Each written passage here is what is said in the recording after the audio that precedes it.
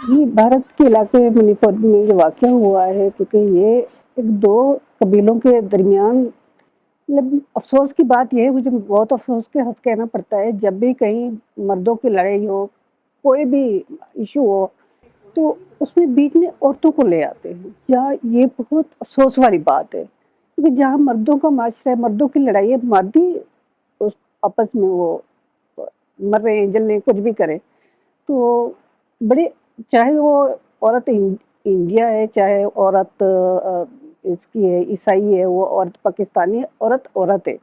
औरत को इंसान समझा जाए, क्योंकि हमारे माशरे में कहीं भी देखा जाए तो औरत को इंसान नहीं समझते। जब औरत को इंसान समझेंगे तो शायद मेरे ख्याल में मर्दों की लड़ाई में औरतों को लेके नहीं आना चाहिए। जब हम लोग कहते हैं हम लोग बड़े गैरतमंद हैं, हमारे मर्द कहते हैं, जब गैरतमंद है तो बीच में औरत को क्यों ले आते हैं?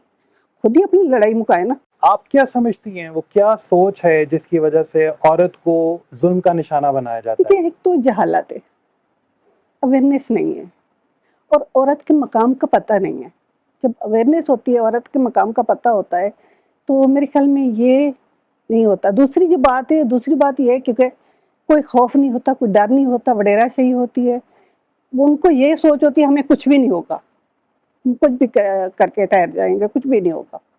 तो ये सबसे चीज़ जो जहाँ पर इंसाफ ना हो, और जहाँ पर मुजरिम को सज़ा ना मिले, तो यहाँ पर ऐसे वाक़यात रोज़ाना देखने को मिलते हैं। आपने अपने साथ होने वाली ज्यादती के खिलाफ एक तवील जंग लड़ी। क्या उस जंग के नतीजे में आपको लगता है कि कम से कम इस इलाके में ही कोई तब्दीली आई है? देखिए, इस इलाके में मैं नहीं कह सकती कि इतनी जल्दी तब्दीली आएगी, या मैं इतनी मतलब उम्मीद के साथ लड़ी हूँ। हाँ, मुझे ये उम्मीद ज़रूर थी, मैं उम्मीद रखती थी अपनी अदालतों से, मेरी अदालतें मुझे इंसाफ़ देंगी, जो कि मुझे नहीं मिला। मैं 17 साल में अदालतों में रुली हूँ। मैंने मतलब छोटी अदालत से लेकर बड़ी अदालत तक गई हूँ। बात वहीं आ जाती है जहाँ पर मर्द बैठे हों ना।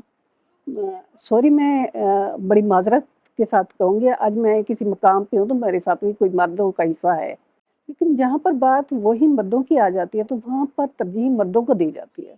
आपके साथ जो वाक़या पेश आया, क्या उस वाक़ये के बाद इस इलाके की पंचायत के फैसलों में कोई तब्दीली आई, या अभी भी ख़वातीन को ख़ानदानों के बाहमी झगड़ों की भीड़ चढ़ाया जाता है? कि थोड़ा-सा फ़र्क हुआ है, थोड़ा-सा, मैं ये नहीं कह सकती मुकम्मल तौर पे हुआ है।